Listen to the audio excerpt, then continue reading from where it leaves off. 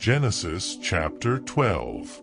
The Lord had said to Abram, "Go from your country, your people and your father's household to the land I will show you. I will make you into a great nation, and I will bless you. I will make your name great, and you will be a blessing. I will bless those who bless you, and whoever curses you I will curse, and all peoples on earth will be blessed through you." So Abram went, as the Lord had told him, and Lot went with him.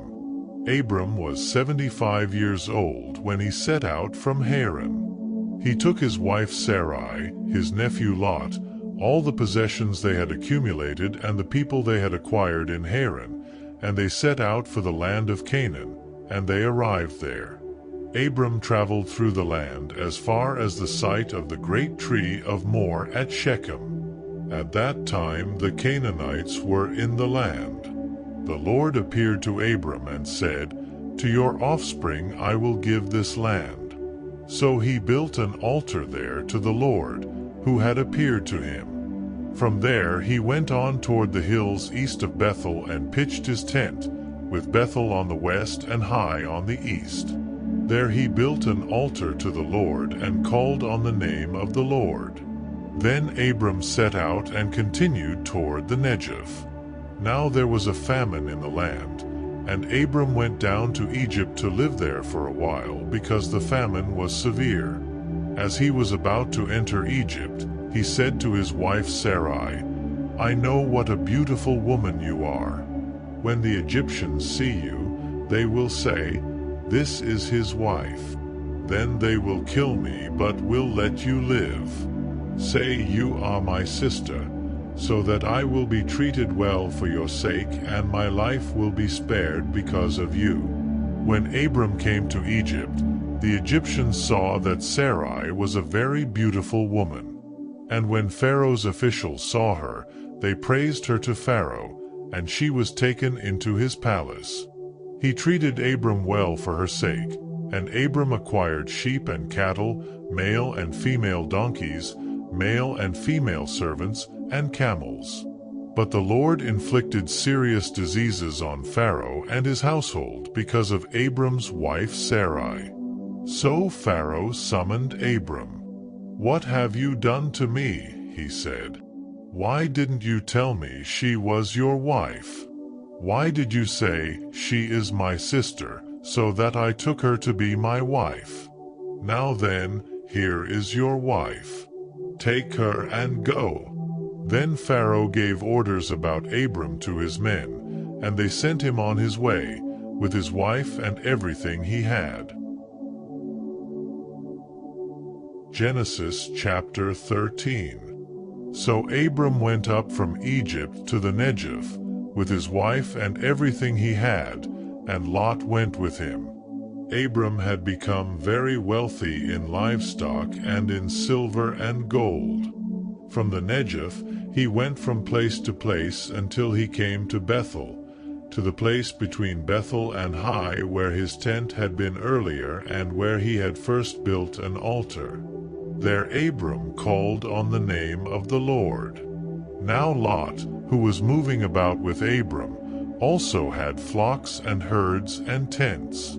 But the land could not support them while they stayed together, for their possessions were so great that they were not able to stay together. And quarreling arose between Abram's herders and Lot's.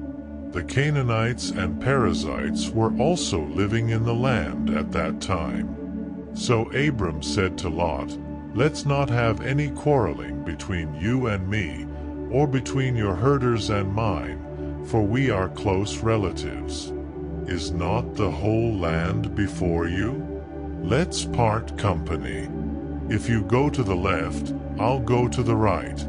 If you go to the right, I'll go to the left." Lot looked around and saw that the whole plain of the Jordan toward Zoar was well watered, like the garden of the Lord, like the land of Egypt.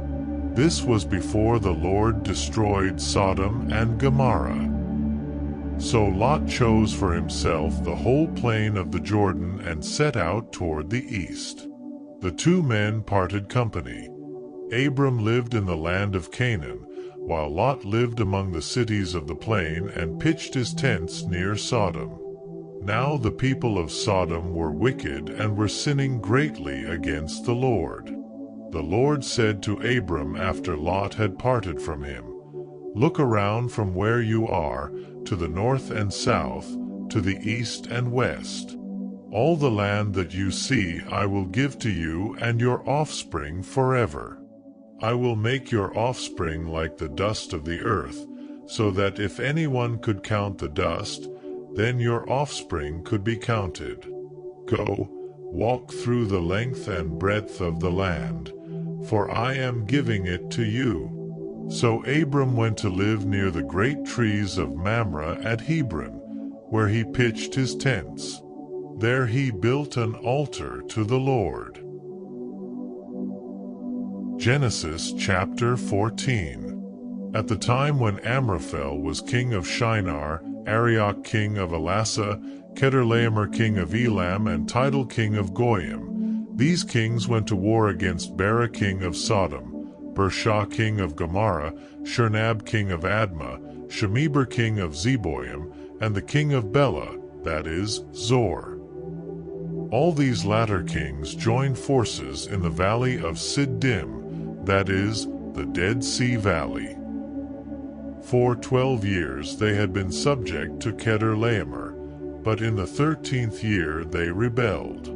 In the 14th year, Chedorlaomer and the kings allied with him went out and defeated the Rephates in Ashtaroth Karnaim, the Zuzites in Ham, the Emites in Shaveh Kiriathaim, and the Horites in the hill country of Seir, as far as El Paran near the desert. Then they turned back and went to En Mishpat, that is, Kadesh, and they conquered the whole territory of the Amalekites, as well as the Amorites who were living in Hazazon Tamar. Then the king of Sodom, the king of Gomorrah, the king of Admah, the king of Zeboim, and the king of Bela, that is, Zor, marched out and drew up their battle lines in the valley of Siddim against Chedorlaomer king of Elam, Tidal king of Goyim, Amraphel king of Shinar, and Arioch king of Elasa, 4 kings against 5. Now the valley of Siddim was full of tar pits, and when the kings of Sodom and Gomorrah fled, some of the men fell into them, and the rest fled to the hills. The 4 kings seized all the goods of Sodom and Gomorrah and all their food. Then they went away. They also carried off Abram's nephew Lot and his possessions, since he was living in Sodom. A man who had escaped came and reported this to Abram the Hebrew. Now Abram was living near the great trees of Mamre the Amorite, a brother of Eshcol and Aner, all of whom were allied with Abram. When Abram heard that his relative had been taken captive, he called out the 318 trained men born in his household and went in pursuit as far as Dan. During the night Abram divided his men to attack them, and he routed them, pursuing them as far as Hobah, north of Damascus. He recovered all the goods and brought back his relative Lot and his possessions, together with the women and the other people.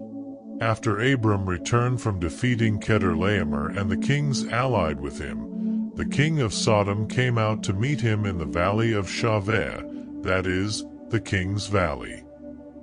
Then Melchizedek king of Salem brought out bread and wine. He was priest of God Most High, and he blessed Abram, saying, "Blessed be Abram by God Most High, creator of heaven and earth. And praise be to God Most High, who delivered your enemies into your hand." Then Abram gave him 1/10 of everything. The king of Sodom said to Abram, "Give me the people and keep the goods for yourself."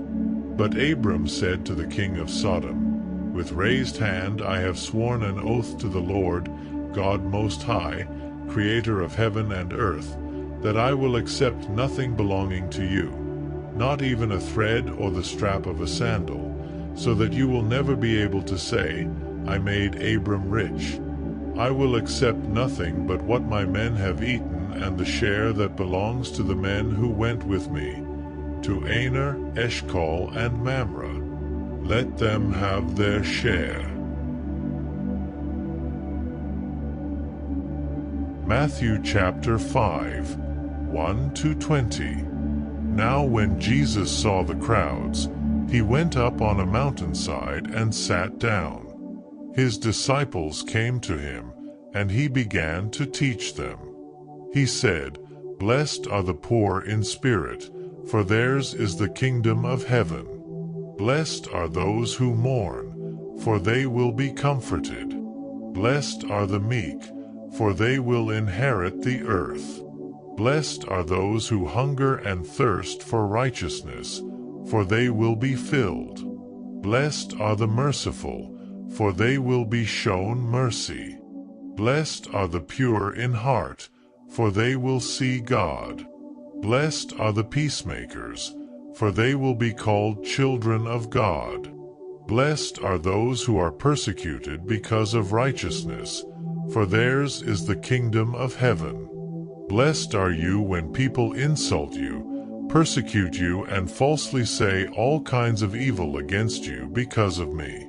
Rejoice and be glad, because great is your reward in heaven, for in the same way they persecuted the prophets who were before you. You are the salt of the earth. But if the salt loses its saltiness, how can it be made salty again?